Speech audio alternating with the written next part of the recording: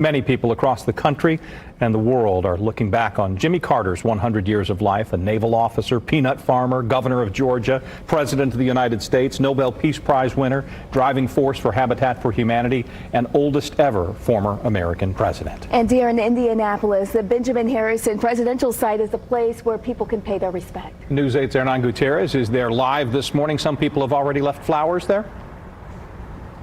Yeah, that's right. The museum tells us that since news broke yesterday, people have been laying flowers. I'm going to step out of the way so you can see. We're on the Presidential Promenade, and this is the 39th medallion. Of course, Jimmy Carter was the 39th president, so there is this little spot here where people can pay their respects, leave a flower. Here to tell us a little bit more about the promenade, a little bit more about what they're doing to honor the former president, we have Charles Hyde. And Charles, tell us exactly that. What are you guys doing to honor his legacy? Of course, this is the home of Benjamin Harrison, 23rd president of the United States and the only president elected from Indiana. And so we just feel like it's important to pay respects to another American president. There have only been 45 presidents in this country's history out of more than 500 million people who've called the United States home.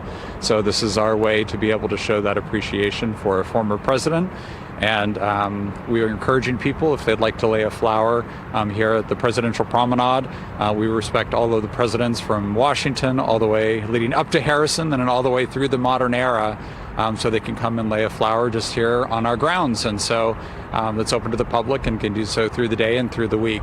And can they do that at any time? At any time. We also have our flags at half-staff. Today we'll be installing the morning bunting. So it'll be black bunting that will be replacing the festive holiday bunting that's currently on the house itself. But again, just paying respects to an American president. Tell me a little bit about your reaction or from the museum's standpoint when you heard the news yesterday.